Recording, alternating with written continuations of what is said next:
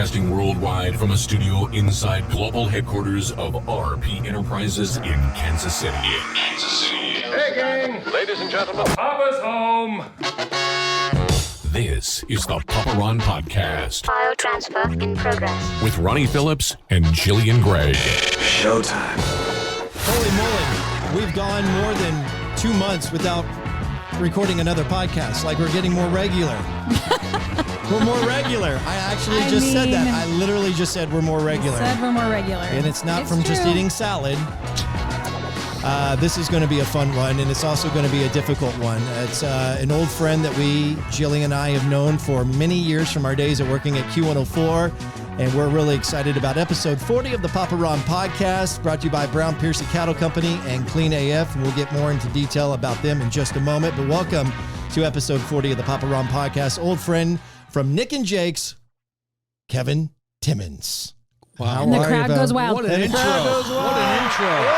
There you go. It's like a Chiefs arrowhead. How about that? How are you doing, pal? I'm good. I'm good. It's quite a setup you got here. Thank you. You like it? You like all these dead animals on the... I mean, you're a Texas guy. You've saw this a time or two, right? Oh, I'm good with that. Are you a hunter? Yeah. Did you ever get into hunting? No, I did a little fishing. I do duck hunting with my partner, Doug. Up still do? Yeah. Once or twice a year, I get up. I did not know this about you. Right off the bat, we're learning something new. Squaw Creek. Yeah. Mountain City, Missouri. That's where I cut my teeth on duck hunting. There you go. Bigelow, little town. Yes. West of Mountain City called Bigelow. Yeah. Population 621. And when I'm there, it's 622. There you go. Awesome. So I think the only reason they have me go up is to cook dinner. Because you're the chef. Yeah. All right. And is that something that you picked up when you were younger down in because you come from Texas, right? Yeah, everybody thinks if you're from Texas that you either play football or you hunt or you ride rodeo horses. You do none of it, huh? I didn't do either. I didn't do any of that. Okay. Yeah.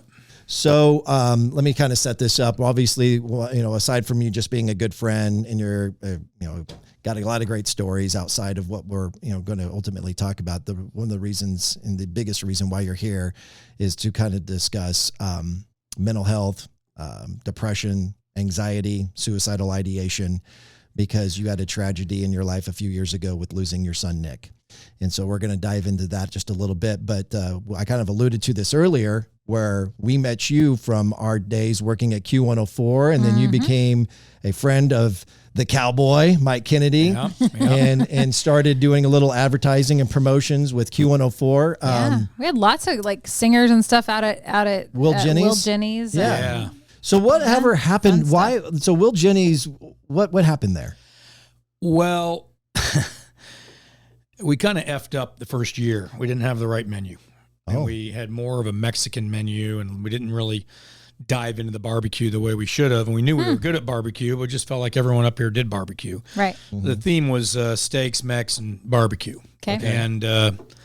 And we didn't dive into the live music at first. Yeah. The building was big. The building sat low. Whenever you drove by it, you really couldn't see the cars. You couldn't see what was happening. Mm-hmm. We had some great entertainment, but we only had 80 seats. So when you're paying to get, a good B player or a C player like Travis Marvin. No, I didn't say that.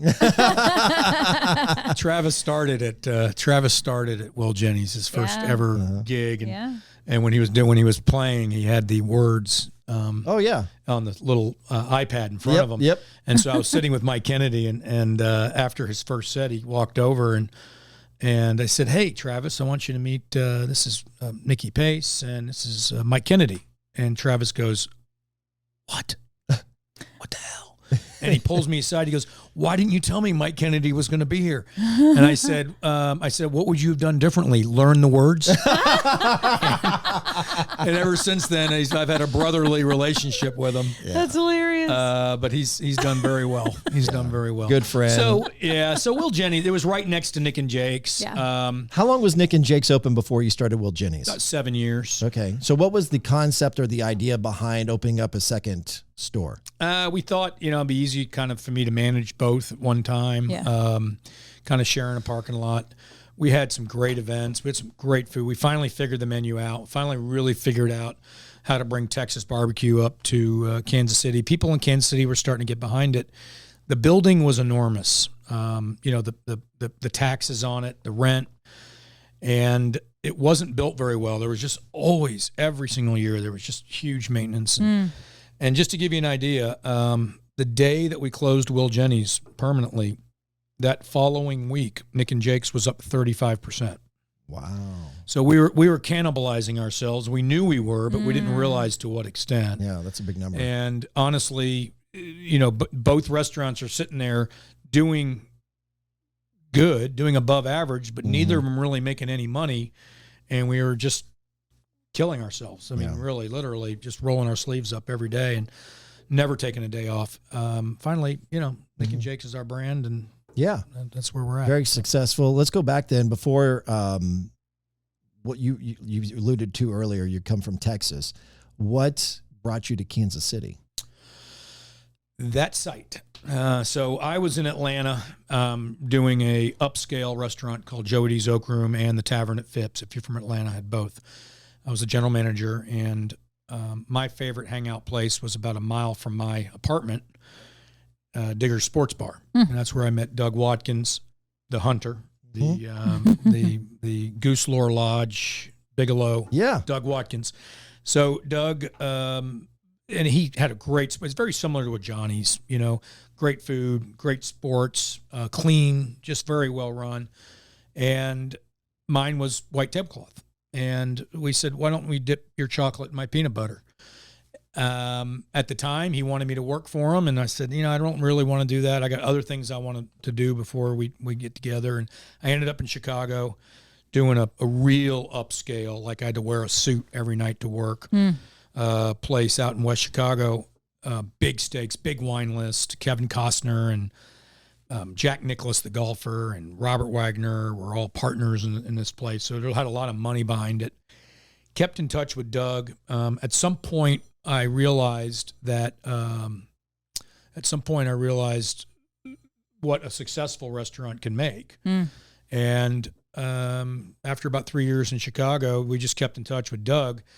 In between that job in Chicago and my working for that restaurant in Atlanta, where I met Doug, I worked for Applebee's. So I was a regional manager for Applebee's, and they were flying me here once a month. So I got to fall in love with Town Center, Yaya's, Yahoo's. I got to fall in love with all the local places. The old Tanner, the old Patio Quigley's. Got to meet some of those people. And so when we decided to do it, we found the location 135th and Metcalf. Doug's family was from here.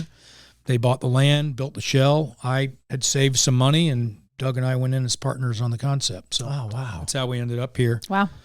Odd. I know you're going to ask me, where'd you get the name? I know you know, but yeah. When we were putting the thing together, we couldn't figure out what to call it. And I had like a handful of magazines, and I had a file, and I had a 3-ring notebook, and I brought it down to Atlanta, and Doug had a box full of ideas, and we went to meet this graphic artist who was kind of working with us, and we were going to go into this office for however long it took, and we're going to come out with a name. So it was the wintertime. I had a coat. I remember I was taking my coat off, and the gal's name was Ursula, and she says, "Hey, what's the name of your son?" And I said, "Nick." And she goes, "Why don't you call it Nick and Jake's?" Because Doug's son was Jake. I hadn't even got my coat off. I hadn't even unloaded my boxes, and she goes, "Why don't you call it Nick and Jake's?" And we both looked at each other like, oofda, Yeah. Boom. Wow. There we go. Well, just for fun, do you recall some of the names you were kind of leaning towards before you ultimately called it Nick and Jake's? We were stumped between, is it a bar and a grill? Is it a bistro? Is it a tavern? Is it we were using Roadhouse, peanuts on the floor. We had all kinds of things that we wanted to do. But what we knew we wanted is we wanted one side to be kind of upscale, Sinatra, jazz and steaks and wine. And the other side, we wanted to be a horseshoe bar, sports bar. Yeah. And so Jake's side was and Nick's side was the quieter side. So, yeah. All right. Yeah. I didn't know all that story. I mean, I knew it was your son's, but I didn't know all of that. Yeah. Well, and then the same concept applied then when you started Wil Jenny's. Right. So Jenny, you know very well. Sure. She's an Yep. intern for you. So Jenny and Will both wanted their own restaurant. So The other kids. Did they feel left out? The younger they kids. felt left out. So Wil Jenny's became a thing, and it worked. To this day, I wish we would have opened it better. I wish we would have opened it in a different geography, and I think we would not only still be open, but we might have several of them in town. So. Yeah. Can I tell you my one of my biggest memories, only because it was humiliating at Wil Jenny's for me, was that I was doing a live broadcast for the radio station for Q104 at Wil Jenny's. It would have been within a couple weeks, I think, of a Kenny Chesney show at Arrowhead. It was the day of the Kentucky Derby. Oh. The broadcast was. Yeah. And the live broadcast was from 4 to 6. What time is the Kentucky Derby? At 5? 5:45. Yeah. Okay. Oh, it is at 5:45? Yeah, Okay. yeah. Well, whatever the exact time was of the Kentucky Derby, I knew nothing about I knew it was horses and I knew it was big hats, but I didn't know anything. I didn't know. What else is there besides horse racing and Well, big I'm hats? going to tell you what I Okay. should have known that I didn't know. I had already said what time I was going to draw for tickets. And Ronnie knows this. Like, I was a stickler about, like, if I say this is what I'm going to do, Yeah. then, like, I don't want to say it and then change it if there's no reason to. So I was getting ready to do the drawing, and it was for the people in the bar. So I'm on the microphone in the bar, not on the radio, making an announcement like, oh, we're going to draw.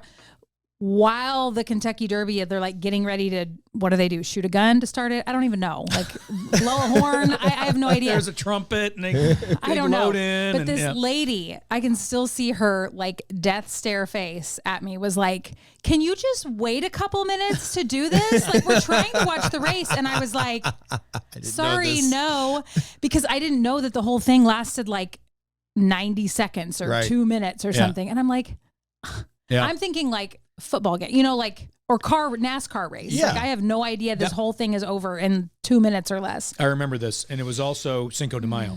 Yes. You were there with Cinco de Yes. Mayo, and I think you understood Cinco de Mayo, but I don't think you Yes. understood that. There was part. a lot going on that day. Wasn't Yeah. that the same day as the Pacquiao Mayweather fight too Okay. that night? So we Maybe. had, so we had a 6,000 square foot tent in between Wil Jenny's and Nick and Jake's, and we had I forget the name of the band. We had a headline band, and that fight was going on, and we were worried because everybody wanted to go see that fight. Sure. Well, something happened with the fight. All I know is all of a sudden we had a line of people to get in. We were full. We had a line of people to get in because they said they were at 8:10 zone, and the fight got postponed, or I can't remember what the reason was, Yeah, or maybe it was over immediately or something like that. No, it went the distance. And then everyone came over. I can't remember what the terms were, but yes, that was a fight night too. yeah, I remember there was a lot going on that day, but you really ruined that woman's year of. Well, and anybody that was in the bar watching the Derby, because I was talking on the microphone Yeah. the entire time, like almost the entire, and I didn't know it. I was like, get over it, lady. This is going to take like a minute and a half. right. And that was going to be the whole, and I had so no does the idea. horse race. Yeah. I didn't know. And so like every time that I hear the Kentucky Derby or that comes up, or I hear Wil Jenny's, like that's what pops into my head is like, I was 30 some years old at the time. I don't even know what year that was, but I'm sure I was over I 30. bet that was And about 10 years, 10, 11, 12, I don't know, 11, didn't 12 know. years ago maybe? I didn't know. A good segue to mental health. Yeah. We need to get you some therapy. Yeah, I know. Some like minor trauma. Just minor. Oh my Made an gosh. impact, but That's funny. You moved to Kansas City what year? Moved in 99. 99. Opened in And so- 2001. Okay. And at that point, your children are both born, or Yep. okay, and So- they're how old at that time?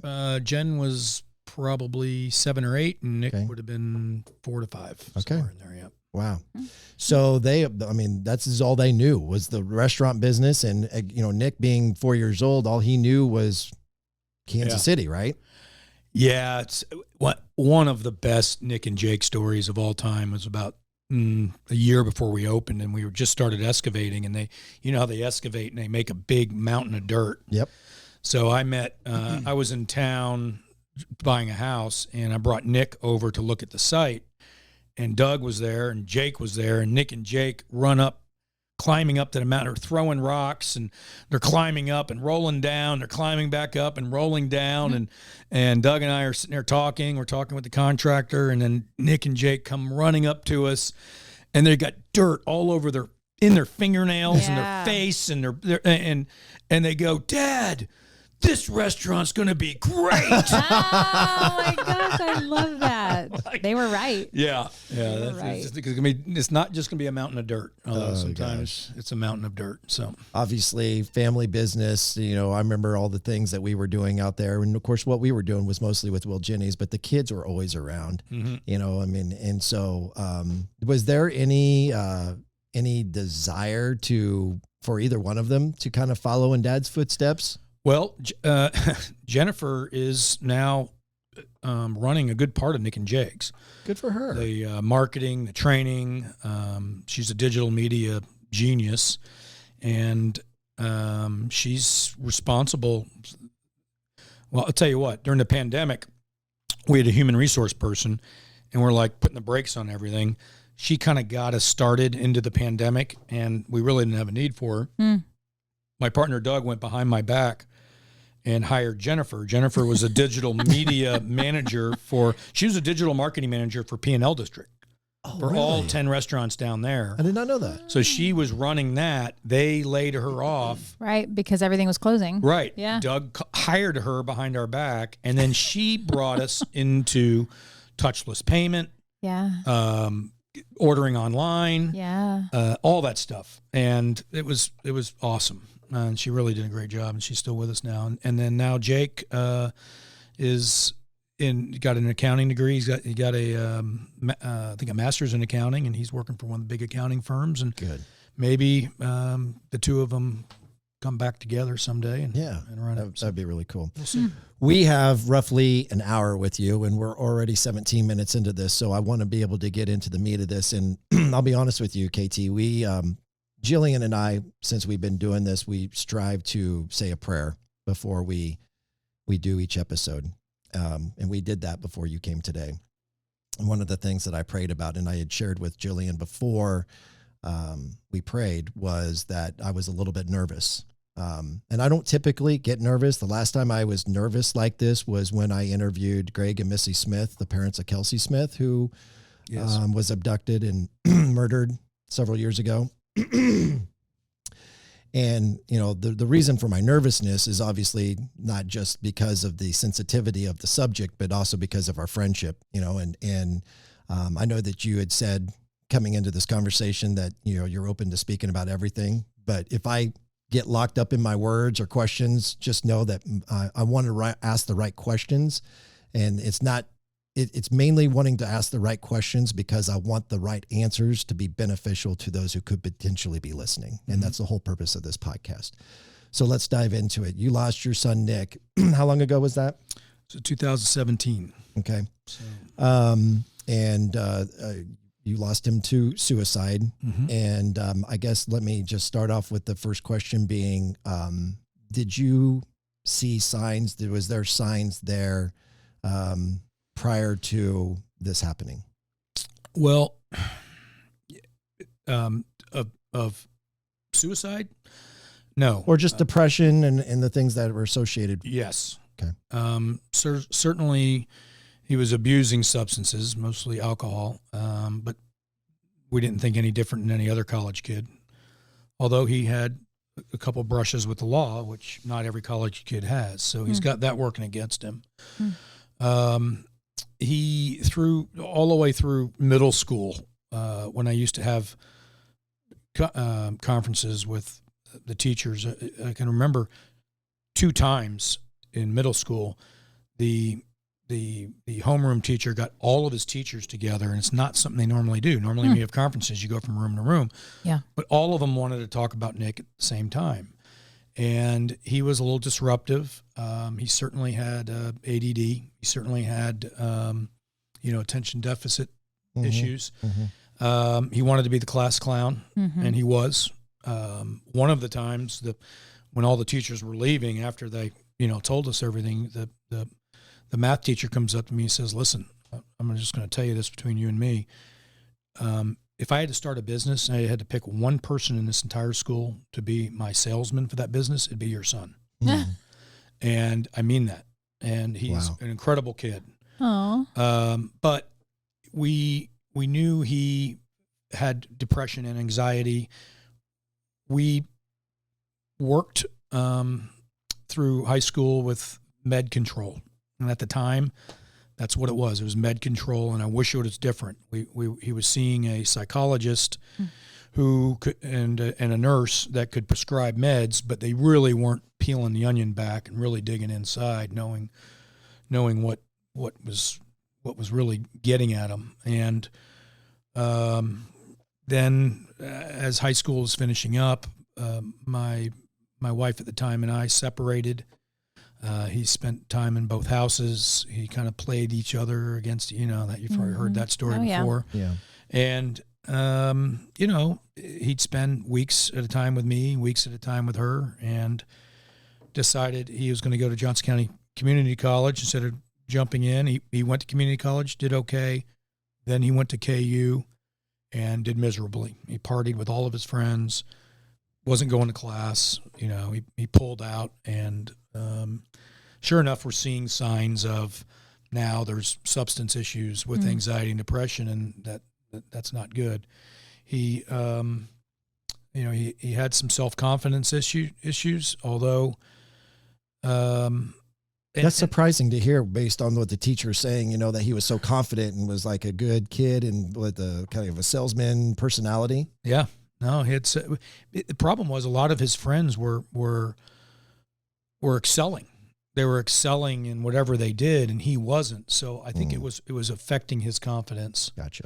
He'd party with these guys. He'd party with them all night. And the thing is, they got up the next morning, went to school, right? And he didn't. And so he didn't know where his place was going to be in life. And I should have just picked up the phone and called one of you guys and said, "Listen, I think Nick would be the best, party DJ because his music, he always did the DJing, and he went on some great trips with us to Puerto Rico and Hawaii. And anytime the whole mix, and this is now with my mixed family, with my wife and her kids, they would all look forward to whenever we got in the car and Nick would Bluetooth in and do the DJing. Yeah. And it was awesome, and it wasn't even Bluetooth. There was a cord connected to his phone. The auxiliary cord? Yeah, we had to have the cord long enough to go to the back seat. Oh, funny. So he'd dedicate songs to each kid, and it was just one of those things. But, when it happened, he was living with his mom. He lost a job. He lost a girlfriend. What kind of job was he doing? He did just an odd number of jobs, so I don't even know which one it was at that time. I think it might have been kind of a landscaping thing. And, anyways, he's walking down this tunnel and he's loses a job. He's out of school. He's got some legal problems, not crazy legal problems, but he got some legal problems. And loses a girlfriend, and just he's walking through this tunnel, and the tunnel's kind of collapsing. And if you look at the end of the tunnel, from the beginning of the tunnel, the opening is only this small, and the closer you get, the bigger the opening gets. And for him, he was walking through the tunnel, and the closing was getting smaller and smaller, and the light was. Imagine looking through a needle, the little hole in a needle, and. And all of a sudden, it collapses, and in a weak moment, and it's tough, man. I mean, there's not a day go by that you don't think about it. That's his picture on my phone. I look at him every single morning, first thing. There's not a day go by when you don't see that, and the problem with losing a child to suicide is that you carry it with you. Yeah. You carry it with you because you knew at some point you probably could have done something better. You probably could have made a difference. You probably could have changed his life. You probably could have seen things and acted on it. And that'll never change. The longer I go and the more people I talk to, it gets easier. I found that I have two roles now. One of them is championing with a great team, a group of volunteers for the Kids, raising money for mental health. Yeah. And the other is through, started through my church, Church of the Resurrection, and Adam Hamilton and Karen Lempe, the senior pastor there. And, you know, I don't talk about this too much, but when Nick took his life with a belt and a noose. So when my ex-wife found him, I mean, it was already done. And she immediately called, and I ran over, and, you know, it's magnified. It's a horrible feeling, but it's magnified even more because then you got to wait for the police. You got to wait for them to do their report, and they got to measure things, and they got to take pictures, and they got to do the whole thing. Mm-hmm. And then they push him off. One of my employees was a minister for Church of the Resurrection, and I guess Jennifer, somebody got in touch with him, and he called Adam Hamilton. Adam was traveling overseas, and right as they were pushing Nick out and into the parking lot and into the car, Adam called me. I mean, it was almost to the minute, like he knew. And he said that he's sending Karen Lempe to my house. She's on her way. And he asked me to let her into our house and let her into our hearts. And I had never met her before. I had seen her, you know, but never met her once. And our family kind of converged at my house, and she changed. She taught me about grief, and, you know, she didn't shove a lot of scripture down my throat at that moment. We said a prayer, we said a closing prayer, but during that time, she let everyone talk. She let everyone know that we can't carry this with us. This is a disease that you know, we've got to walk together as a family into this. We've got to walk through it. And she suggested that we open our house and our arms to people that would, you know, need comforting also. So she was there, 30 or 45 minutes maybe with one of her junior ministers. And as we were wrapping up, I mean, I'm going to tell you right now, I was having a hard time listening to her because I just wanted to go into my closet in my bedroom, shut the door, and just let it out. I mean, I did not want to be around anybody. I was going to ask you that when this guy calls you that, and you didn't know him either. Adam? Yeah. Oh no, I knew him. Adam's, you knew Adam. Yeah, Okay. you know Adam. He's the founder of Church of the Resurrection. I kind of assumed you guys knew him, so. I'm familiar with the church. Yeah. I just Well, don't know but him. still, when you know him, he calls and he says, "Hey, let this woman in your home." Like, my initial thought was, because I've not been through anything like that, so I just thought, were you like, okay, sure, great, or were you like, dude, do you even understand what's happening? Right? What just happened? What I just watched? What I just saw? Like, were you just automatically open to her coming, or were you like you said, you wanted to go? Yeah. And just get away. It was the oddest timing of that phone call. Yeah. I mean, I'm getting in my car and he's calling, and you know, I felt like I had to answer. And I don't know. You know, we walked Karen to the door, Pastor Lempe to the door, and she says, "Listen, there's a lot of people that are gonna need you. They're gonna be hurting also." We opened the door, and there were 100 people in my driveway. Wow. And you know many of them. John Barnes, Brian Beaver. Yep. You know, just. And then, Do you remember? And then later that day, 50 of Nick's friends come over. Was that overwhelming for you, or was it tough, or was it helpful?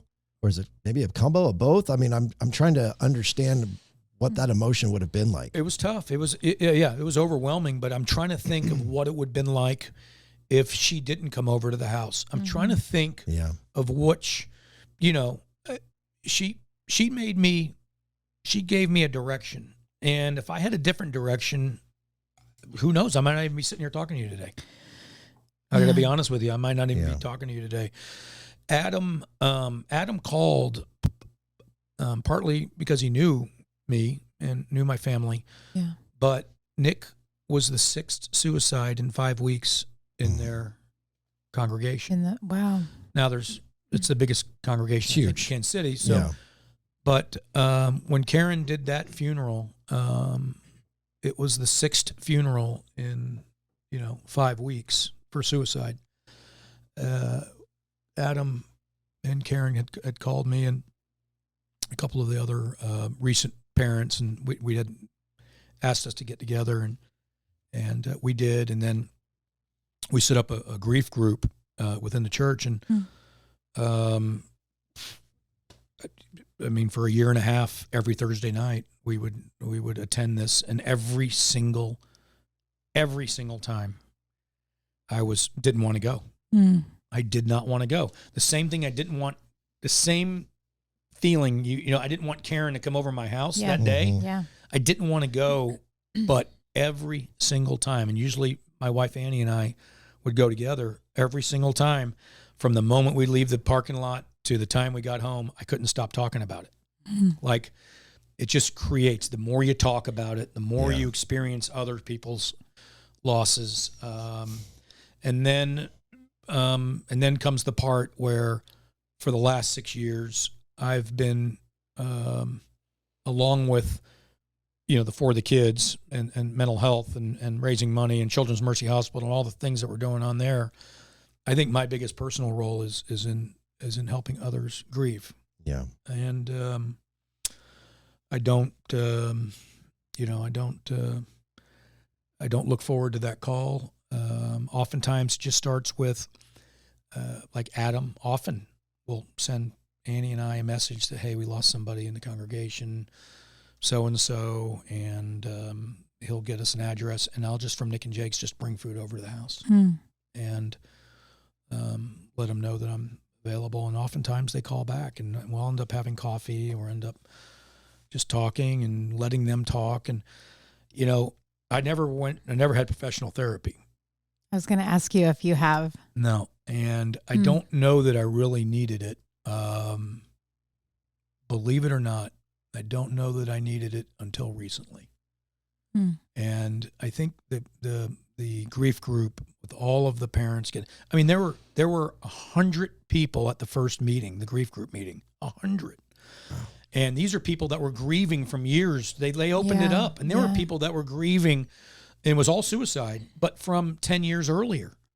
There was an amazing man named Dick Cray in town who owned Premier Beverage, and huge distributor in town, and he succumbed to it. And I had never met his family. I didn't go to the funeral. I didn't understand suicide. And his family, his whole family, was at that, and joined us for about a year. I got to see them every Thursday night, and we all kind of grew through it. And people would kind of peel off when they felt like they were ready to not have to be there, and we stayed on board until it kind of just. And fortunately, there's been less suicides. So, I want to ask what I feel like is maybe a silly question. I don't know, and I want to talk about. You said you didn't think you needed therapy until recently, so I definitely want to get to that. I'm sure there's a difference in the grief of losing someone to suicide as opposed to anything else. But for maybe someone who hasn't lost someone close to suicide, what is the biggest difference? Or, because somebody listening now may have lost someone some other way, or to suicide, or maybe that's something that they'll deal with in the future. What is the biggest difference? Well, number one, it's going to be sudden. There's a lot of deaths that happen that are sudden. But the big one is that everyone, including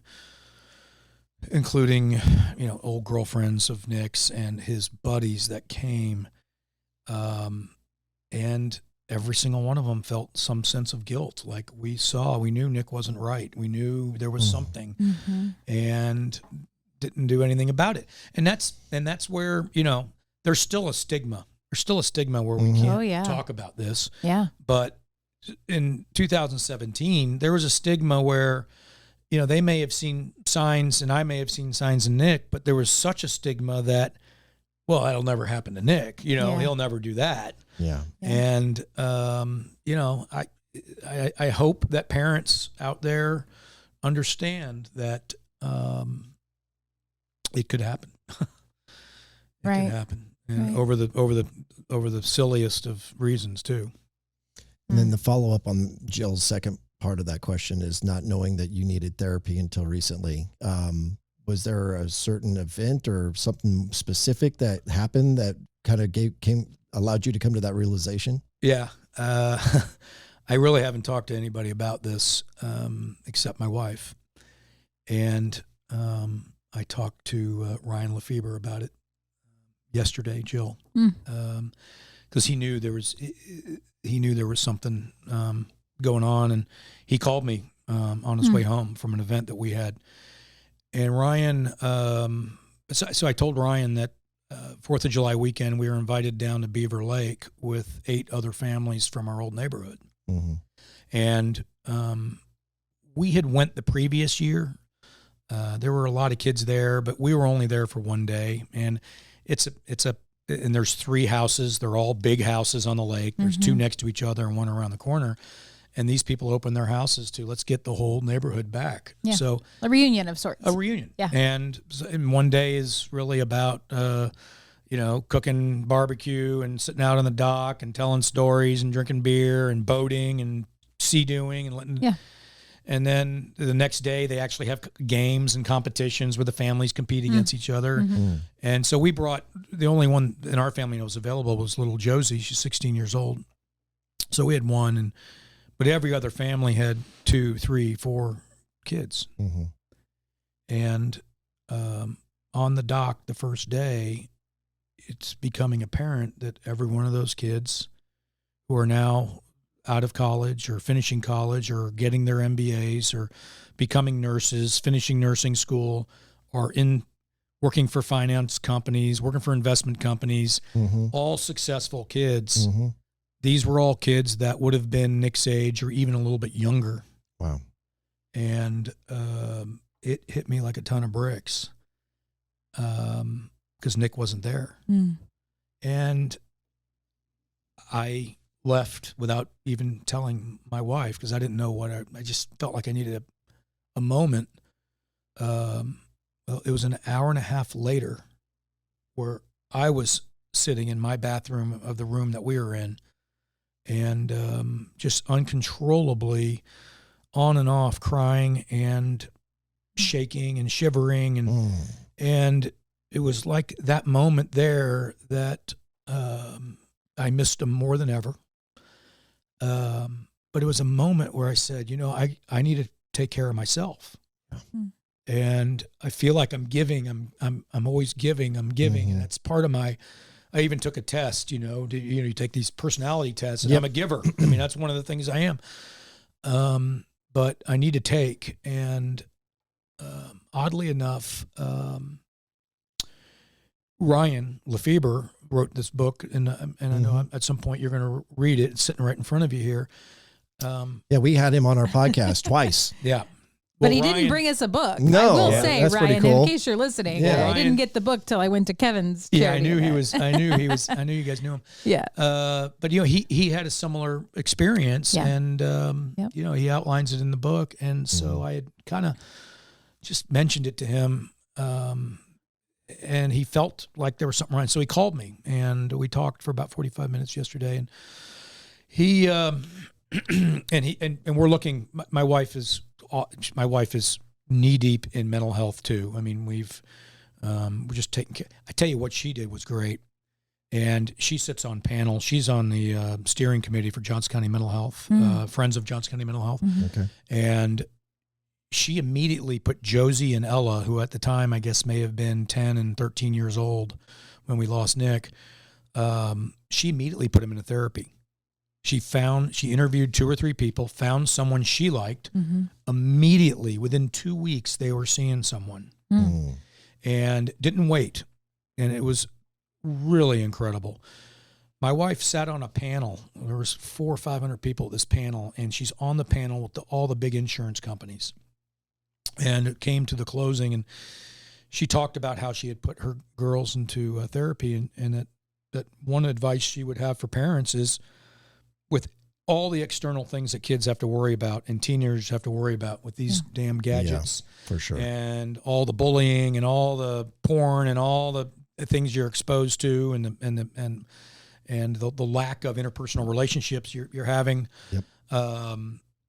She suggests that parents, when they finish their pediatric training, when kids are done with their pediatric training, that you're going through whenever that age is, you're done with pediatric care. Yeah. That you find a mental health professional and start mental health care. Wow. And that's your usual thing. And and make it a norm, and then, they may not need it. They may not need it. They may never need it. God help them if they don't. Yeah. They may never need that, but at least they're building a relationship. At least they've got a routine. At least they're a current patient, because right now the demand is for psychiatrists, psychologists, far exceeds the supply. If you've already got that, so if something does happen, if there you're not sitting on a waiting list, exactly, or not feeling that. I mean, even just you saying that makes so much sense, because if you're talking about pediatric care, you're going in for checkups or a physical or whatever. I mean, think about how I'm sitting here and I have a regular, like an OB doctor that I've had forever, right? But I haven't gone for my annual exam for so long, and I already am feeling like, oh, I don't want to call because they're going to go, oh, you haven't been in a long time. All that stuff that you think that a kid's like, well, I need to talk. They don't even know maybe that they need to talk to somebody. Yeah. But if it's normal that oh, I'm feeling this way and I can talk to somebody, and it's a comfort level already with that person. Yeah. It's the same with a doctor. If you don't have a regular doctor and then something goes wrong physically, well, where do I start? Where do I start? And how well I can't get into that doctor. So that's a great point. Yeah, I hadn't thought of that. Yeah, and then if something comes along later and there is a situation or an acute situation, then you've already got a relationship. With the clinic. That's great. Well, the thing that I like about that concept is that it's already creating a culture of talking about it, opening up. And I still hesitate every time I bring this up, but again, this podcast was not because we wanted to live our old radio days, this was because I experienced something that was bigger than me and I didn't understand it. And it was because I finally opened up to some people who cared about me. They challenged me to do this. And in the process of that, I learned that internalizing is destructive. Yep. So that leads me to my next question. You had talked about Nick going to counseling and him kind of getting in trouble with the law and, substance abuse, I guess, or alcohol. What did those conversations look like? There's parents out here who are listening to this. I'm a parent. Jill's a parent. Did you, I'm certain that you had conversations. I'm not asking if you didn't, but what did he open up, or was he internalizing a lot of this? He internalized. He did not ever want to go to, didn't feel like he needed it. Never wanted to go to these sessions. And these sessions became less about what he was feeling inside, more about how the medication was making him feel inside. He'd have, 20 minutes with the therapist alone and then 20 minutes with me and the therapist, And it's really about, okay, how we've adjusted your meds or we've changed your meds, and how are you sleeping? How are you eating? How are you? And she's asking him these questions. How are you? Are you groggy? Are you tired? How's your attention span? How's your school? I mean, she's just asking those kind of questions and never really getting into. It seems like they're missing the root of the problem. Yes. So and unfortunately, I'd fall into that too sometimes. When we're having deep, important conversations, I'd ask him, "Okay, well, how's the medicine doing for you?" Right. Worried more about the medicine and less about him. That's what you're hearing the professional do too. And I'm not trying to bag on that person but I mean, now that what maybe needed to happen in addition to what she was doing. Yeah. I mean, and he may have just been so stone cold to her that maybe that's all she could do is work on meds, for all I know. But Yeah, no, So we never really got to or understood the root of the problem. No. And, if he had OD'd or something, we didn't know if it was self-inflicted, I would have assumed it wasn't. Right. Yeah. But that's my own. Sure. Yeah. So the recent event with you at the lake was 4th of July weekend. Yeah. So that's been over 2 months ago.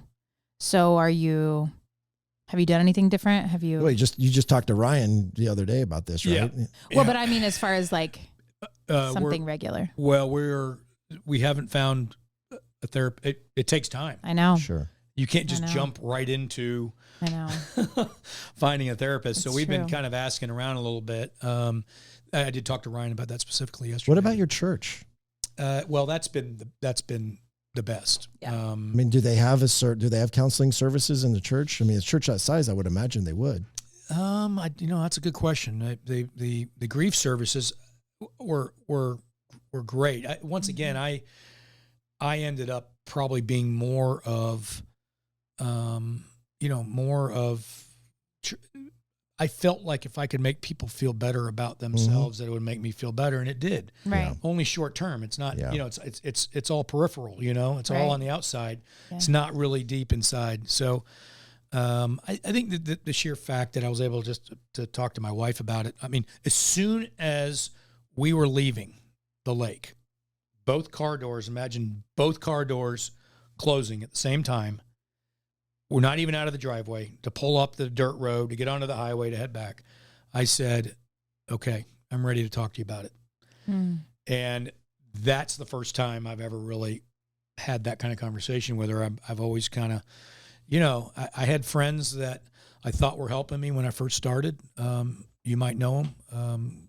A guy named Jim Beam, a guy named Jack Daniels, a guy named Evan Williams. They were good buddies of mine during that time, but realized quickly as the grief group was starting that wasn't the way to go. I mean, I still have a martini every night, but it's not like that. But I will say that those would be people I'd be talking to about it in the darkness of night, just watching late night TV or something, and not my wife.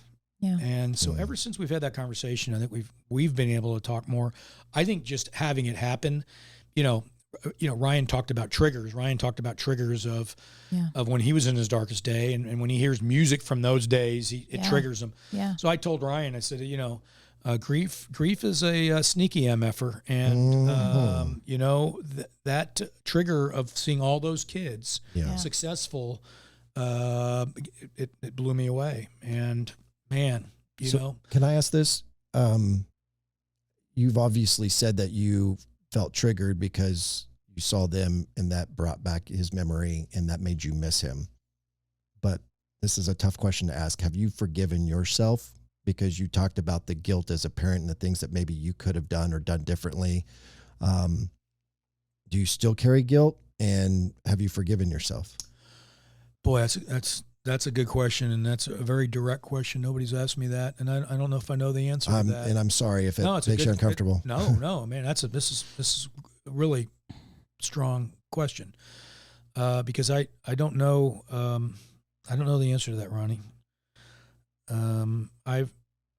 So much for me has just been trying to be the strong, trying to be the guy, trying to be the role model for others, and trying to tell myself that, hey, it's a disease, trying to tell myself that you never could have found it, but you always know deep down inside that there's something you could have done differently. You always know that, So I don't really know the answer to that question. That's good. Next time I see you, maybe I'll be able to dive into that a little bit more. I hope for you and your ability to, because here's the thing, two things that I love.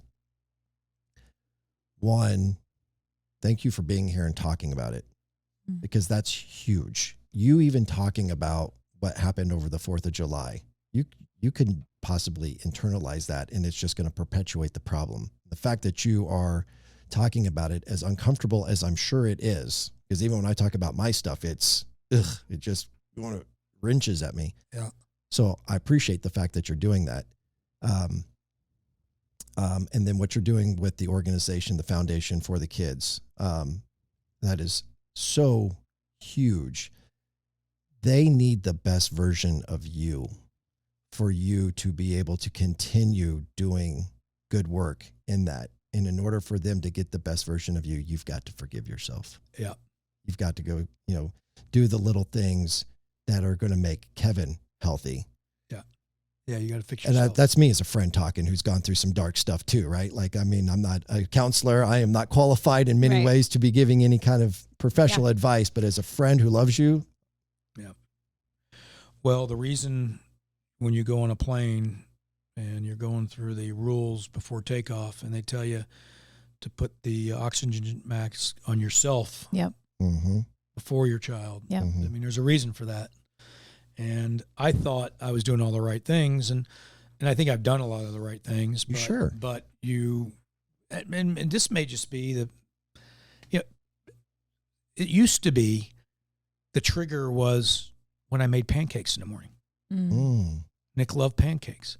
Or when I made breakfast tacos. It wasn't always breakfast, but I cooked breakfast for him every morning for all those years. Yeah. And it were just triggers of making meatballs, or just, for me, obviously it's all about food, but, there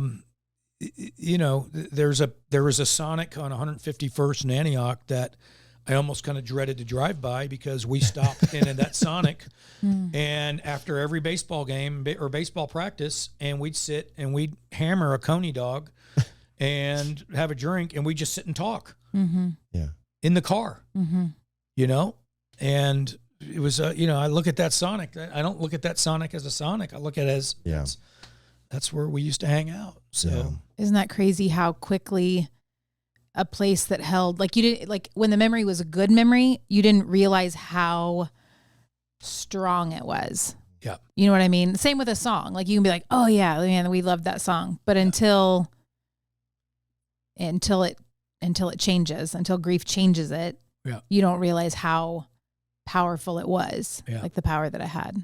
So, we've got about 7 minutes, 8 minutes. Okay. So, I want to give you an opportunity to talk about For the Kids, and get back. I mean, we've kind of briefed and touched on it a little bit, but let's get into the meat and potatoes of that organization. I mean, we naturally know how it kind of all came about, but how did it come about? I guess, as far as the logistics and the people that were involved to start it, and what is it that you're ultimately trying to do through events, or what events are happening throughout the year? Just kind of give us a broad overview, and because people that are listening to this might want to get involved. Well, 20 years ago, we had a golf tournament, and it was a drunken sports bar golf tournament. And then we did it again and again and again. And each year we'd raise a little bit more money. And we'd started adding a raffle. And we thought, okay, we can make more money on a silent auction. And then we make more money on a live auction. Yeah. And we only had 3 items, but it still made more money than the silent auction. Yeah, of course. And then in 2009, I was visiting a friend of mine, the Paydens, and their daughter at Children's Mercy Hospital, and Jennifer and her were the same age, so Jennifer would go with me. And we, she had Crohn's disease, so she was in and out of the hospital a lot, because it's a hard disease to figure out. And so we went down a couple times and fell in love with the hospital, fell in love with the nurses, with the colorful walls, with the with the open windows and the airiness and and so I asked one of the nurses, I said, hey, I got a golf tournament, and we're looking to change it around. We just want to put a smile on a kid's face. What can we do? Here's my number. And so she sent me this message with all these different medical devices that they could use on their floor. And I said, well, I really want to put a smile on a kid's face. And I think I figured out what we're going to do. So we bought a Panasonic Tough Book. We bought 4 of them in 1 year, and they were about $4,000, $5,000 each. Now, a Panasonic Tough Book is the ones that are military and the police use, and it could be disinfected. So, I mean, you could spray it, clean it. Gotcha. So there were 4 of these books, 4 of these laptops that were in a closet, and families could check them out, and they can connect to the internet. They can start their caring bridges for their families. The kids could play games, and with the like $700 we had left over from that golf tournament, my daughter Jennifer went to a place called Blockbuster Video. Those of you out there used to be this cool place. I wish I had $1 for every minute I spent in a Blockbuster Video walking through the aisles. No doubt. I love that place. Or the money that you could get back from all the late fees did. Yeah, right. So she went, and this is a high school kid or middle school kid, I guess at the time. She went and talked to the manager there and said, "Hey, I have $700. Want to get some videos for Children's Mercy Hospital." Where he pulled together 500 videos. Wow. And created a library in another closet at Children's. They're on Blockbuster? So kids could do these. And they were DVDs. Cool. They weren't videos. Yeah. They were DVDs. Right. Yeah. So they can fit into the thing. So then the next year and then my buddy Dan Beitler with George Shaw got involved. You guys know Dan. Yep. Yeah. And he thinks pretty big. And then, next thing you know, Tom Watson's getting involved. And next thing you know, we're buying, and then iPads come out. Yeah. And instead of buying these things, we're buying iPads for $900 a piece. Yeah. And we decided to put an iPad on every single bed in Children's Mercy Hospital, both south and downtown. So now there's an iPad. There's 5,000 movies and games that they can check out. Yeah. And there's the doctors would go in, they'd get on the internet, and they'd show kids where they're going to be and what they're going to be doing, and talk to parents using the iPads. And then we did a canine endowment, 10-year canine endowment, which has been extended. So there's dogs and walking the halls up there, making kids happy. We were touring, and there was a little guy who had the dog on his bed, and the dog's name were Hope and Glory, and Hope was on the bed with him, and he had to go get a dialysis. And so he went to go get the dialysis. He didn't want to go. He didn't want to leave Hope, but the nurse made sure that Hope was on the bed when he got back. Oh my gosh. So it's, and then we started buying ambulances, and we're starting to raise big money.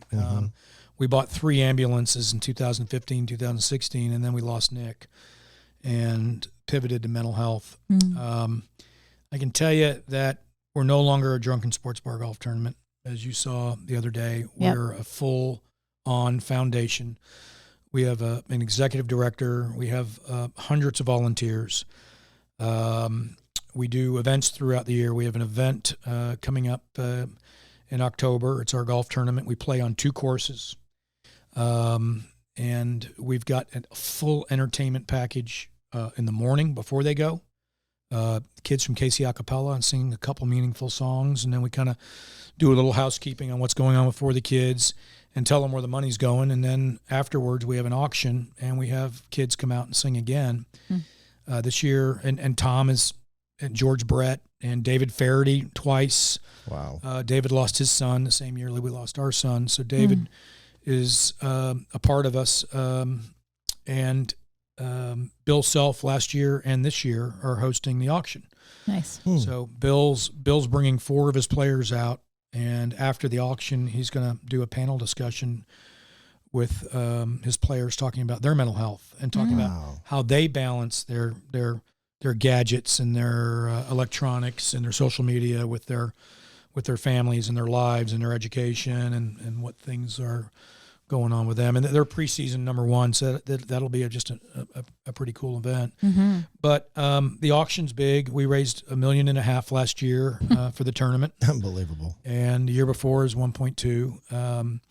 We lit the fuse, and these are Tom Watson's words. We lit the fuse at Children's on mental health. So Children's been around for 100 years, 100-something years. One of the pillars on their strategic plan now is mental health. That's awesome. It had never been a part of their strategic plan, or a major part of their strategic plan, I should say. And now it's one of the pillars. And we opened the Depression and Anxiety Clinic for Youth, or the Day Clinic, last year. And they're seeing kiddos from around, all around Kansas City. And Children's made a major announcement on a capital campaign called Illuminate, and they've committed to 2 mental health hospitals. One, I think, kind of maybe close to the main campus. Geographically, I'm not sure where it is. But the second one will be in Olathe, and it's a partnership with KVC, which is an incredible fostering program. Yeah. So we're, and we're just a small part of that. I think we maybe had a little bit of kind of, let's push it along. Yeah. But the leadership on the board, the leadership with the administrators, and Paul Kempinski at Children's Mercy are just really dedicated to mental health now. So, who knows? Maybe we're even offering that preventative maintenance that we talked about earlier. Yeah. Maybe it's not Working on erasing the stigma. Yeah, but maybe people, parents and kids, can start talking to people before they need it. Before they get the big into acute whatever it is. situations where it's really affecting their school or affecting their friends and all of that. So, and now there's a full team. We have a full board.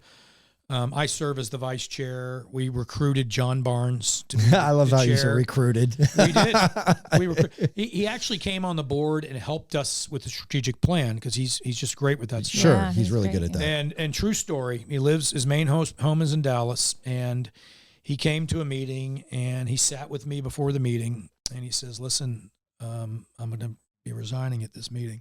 What? And this was 2 years ago, and I said, "What?" And he goes, "Yeah, I just don't feel like I can be here. I'm, in Texas, and now I'm, done with Cisco. I don't even have a job here." And so through the course of the meeting, I nominated him to be the chairman of the board. And everyone agreed. And he goes, way. "Oh boy, Lori's going to kill me." And sure enough, he accepted it. But what he did was he provided 2 years of leadership. Yeah. Like I know he knew he didn't really finish what he had started, just to get the formalization of the board going. And now it's formal, and we just have added 4 or 5 new board members. And we've got a succession plan. So he'll be the MC for this golf tournament in the morning, and hopefully you guys can. Which is right up his alley. DJ Oh, Johnny my gosh, Barnes of on the course. microphone. We might have to give him like a golden microphone. There you go. So he Something. comes back every year. So He was great Something. when we had him on the podcast here. He was a lot of fun to talk to. So when and where is the golf tournament? And is do you need players still? Are you full? I it's- assume yeah, I assume it fills up. Yeah, it sells out. We do a 2-person scramble. Yeah. We play at Blue Hills and Country Club of Leawood. It's sold out. We still always use more sponsors. I mean, just every dollar, really. I mean, we underwrite the entire thing, so all the money's going to the good. And we've, silent auction items. I'm looking at a couple things in this room right here that'd be great silent auction items. Maybe if you can distract Ronnie, I'll grab one or Right? two of them. On your way out, Yeah. you'd be like, "Hey, can you tell him there's something's falling down in the bathroom? There's a Winchester side by side. Yeah. That says Ronnie Phillips on it. So That's funny. Yeah. So I know some people. We could probably help you out with some items. yeah, that'd be good. Let me ask this, and I know we're pushing time here. We're at an hour and 3 minutes, or roughly. Is the beneficiary the same every year? Yeah, it's Children's Mercy. Always It's is. mental health. This will be the last year where the money goes directly to the day clinic, the depression anxiety clinic for youth. After that, we will probably sign another 3-year agreement with them, where the money will probably go to one of the Illuminate projects. And there's just one event a year, or do you guys have multiple? Oh no, we had a breakfast the other day. Yep. Right. Jill was Yeah, I'm there. sorry I and- couldn't be there. And that wasn't a fundraiser. That was more of a community. That's part of our strategic plan, is to do community outreach and so forth. We've got a bourbon raffle. It'll be February 29th, 2024, out at Ironwoods Park in Leawood. Okay. And last year it raised $147,000. Wow. And somehow, being in the hooch business in the state of Kansas. I've known all these guys I've got access, and really nothing really was donated. We have a small war chest, and me and a couple guys, we spend money on buying bottles and we try to get allocations. We try to find out when these allocations are coming out and try to buy them. A bottle of Pappy Van Winkle is only, to the distributor, to a liquor store, is only $80. Okay. But on the secondary market and the third-dairy market, or a bottle, depending on the year, a bottle of 12-year or 15-year or 23 is going for $10,000. And that's what it goes for in our auction. What? But we can buy it for hardly nothing. What? Now, the 23-year is probably a couple $100, but the 10-year is really not that expensive. And so we're able to try to gobble up these things. And then we get gifts from our donors that are traveling, and they'll text me from Kentucky. They go, "Hey, what do you know about Peerless?" I'm like, "Buy it." They go, "Okay, I'm buying some for your auction." I'm like, wow. "Great." So, this year we'll have Colby Gerholtz, James Beard Award-winning chef from Rye. Colby will be doing the food. Okay. And which is great. Now, it's not just a Nick and Jake's thing anymore. We're getting all these other restaurants involved. We do a pickleball tournament, and the guys at Chicken and Pickle give us the court, and they support us tremendously. Dave Johnson with Chicken and Pickle gives a lot. But, we sell golf balls at our restaurants for, you remember the old shamrocks? You buy a shamrock and you put it up, and it goes to muscular dystrophy. Yeah. Well, we sell golf balls, and we did it in just the one Nick and Jake's. Now all the Nick and Jake's. Now every Johnny's in town sells golf balls. Oh, wow. For the kids. Wow. And Ed Gieselman's Jose cool. Peppers, they do their own drive money for the kids. And then our good buddy Whitey at JT's in DeSoto. Of course. Yeah. Shout out Whitey. Called me the other day. When am I getting my golf balls? So, That's so it's cool. a thing. And the restaurant community is kind of really, really gathered around. And, That has to be amazing to see that. Like, I'm just sitting here, and I'm not doing it, but like 20 years ago, would you have ever thought that somehow being in the restaurant business that you're in and working with alcohol distributors and all these things and connections and things that you have and have done and know and do are making the difference that they're making? Yeah, it's changing people's lives. Absolutely. I think they do. I think because But did it's you know real. that? Could you have ever imagined it? I think it's because it's real, because they know. And that day when at Church of the Resurrection, as we were getting out, and I'll tell you this, I wish we would have had a meet and greet before, or whatever you call it, the night before. We didn't do that. And because afterwards everybody was there wanting to talk. And so I didn't get around but there were 10 different restaurant owners that brought food, and they had little stations all around. And it was just really nice. My buddy Jason Pryor owns Pizza 51. And by the way, that's where Andy Reid went when he got off the plane when they won the Super Bowl this year. So a little shout out to Pizza 51. Love it. Where is it? I've not heard of it. He left me a Cowtown pizza knowing it was my favorite. And he left it off to the side for me. And I ate that night, so probably sweet. the whole thing. I just feel blessed to have you guys. I feel blessed to have the friends, my wife, my family, my business partner, Doug, who's a silent partner. Literally, we will not see him. He might be on his way to Saskatchewan. I mean, he hunts those greenheads starting in Canada, follows them all the way here, then goes all the way to Arkansas and Oklahoma, takes them all the way through the season. So probably passed him on a country road in Saskatchewan. You probably have. So he I'm lucky that he is. Nick and Jake's, we don't advertise. All the stuff we did with Q104, some of it was paid, but most of it was in kind. Most of it was in kind between us. We do a little bit of in kind with Radio 810. We do. Soren talks highly of you, by the way. I hear him talk about you all the time. Yeah, we do a blue signs on the highway for directional signs. That's really our only advertising. Our money goes back to the community. So that's where we'd rather put it. And we feel like that money is, we're not going to get the bigger bang for the buck, but we're going to get a lot longer lasting bang. And my business partner feels the exact same way as I do, and that's the way we've done it. And I'm lucky to have him and Lee and you guys. And I know we're going a little overtime, but yeah, well, we'll get to wrapping it up. But I want to do a quick shout out to Whitey Whitney because you brought him up. Yeah. So,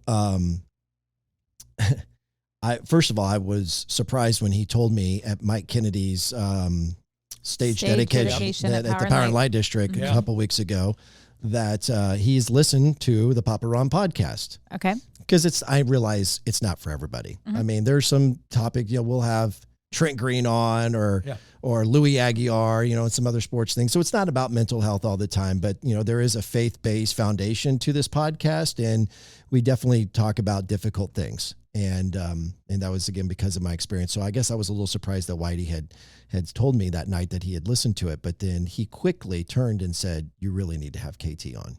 And I thought about you before, but truthfully, I was scared. I was scared because of, naturally our friendship and having known you over the years. And I felt like I was scared that by asking you that it would be maybe riding the coattails of a tragedy. That's how it would appear for me asking you. All that to be said, I then worked up the courage that night and came and talked to you, shared you a little bit of my testimony. And I am incredibly grateful that you took the drive to Arkansas. Yeah. As you joked about in your text message. I told you it was Greenwood. Okay, I'll be there at 1:40. Okay, I'll be there at 1:50. Where the hell is this place? Southeast Summit. Way. Yeah. Well, you made it to RP Enterprises, global headquarters. I appreciate that. Anyway, seriously, not only as a friend, but as a person who's an advocate in the mental health space, I really appreciate you and your vulnerability to not only talk about something that is so sensitive and hurtful, because of how close it was to you, but how important, obviously, there's a lot of power and there's a lot of things that can be gained in turning a negative into a positive. And I think that that's what I'm trying to do. It's obviously what you're trying to do. And I think that when you combine collective efforts and you surround yourself with the right people who have the same mindset, same vision, a lot of great things that can be done. So I'm grateful that Jill came out yesterday. I'm sorry I couldn't be there, but know this. We're fans of you. We're friends. We want to be a supporter in any way that we can. And if there's anything that we can do, please don't hesitate to reach out to either one of us. Well, I think you've both said some of the most profound things that I've heard in the last 6 years. You've asked me some questions and you've said a few things that, you're not going to be a good leader unless you take care of yourself. And nobody said that to me, I guess, Yeah, I think my business partner does. I think my business partner does a little mental health check with me every now and then. And I usually play it off as everything's good. So, but he's like, take the time to make sure you're okay. And you have to. Yeah. Internalizing is destructive, but on a more positive note, man, I think that there are some people based on your episode 40. And so of the 40 episodes, I know that they're based on the feedback that I've gotten from prior ones. There's going to be people who are going to have listened to this. They're going to have gained something from it. And that's because you put yourself out there to do that. So that's making the situation bigger than you and your personal feelings. And I couldn't be more grateful for that. Well, I appreciate it. Thank you so much. Hey, obviously you're a meat eater, right? Yeah. You're a meat eater. Yeah. So Brown Piercy Cattle Company is a proud sponsor of the Papa Ron podcast, and they've been breeding registered Angus cattle for generations with one thought in mind: quality beef for consumers. Their goal is to deliver prime graded beef directly to customers' homes more affordably than you can purchase them at the store. That's better beef conveniently delivered at a lower price than the grocery store. You can find them online at brownpiercycattle.com. And you're going to get yourself 4 premium thick cut steaks, 4 of their famous steak burgers, 2 family size roasts, and 4 pounds of 93% lean ground beef, all from Brown Piercy Cattle Company. How about that? That is phenomenal. Hopefully that's worth the trip to Arkansas. That is phenomenal. Nothing like Angus beef. Whoops, I'm hitting all the wrong buttons here. Anyway, for Jillian, Greg, For Kevin Timmons from Nick and Jake's, I'm Ronnie Phillips. That's episode 40 of the Papa Ron Podcast. You've been listening to the Papa Ron Podcast. If you enjoy this podcast, hit subscribe now on the podcast platform. Follow the Papa Ron Podcast on Facebook, Instagram, and TikTok. And while you're there, like, comment, and share. Until next time, thanks for listening to the Papa Ron Podcast. Papa Ron Podcast.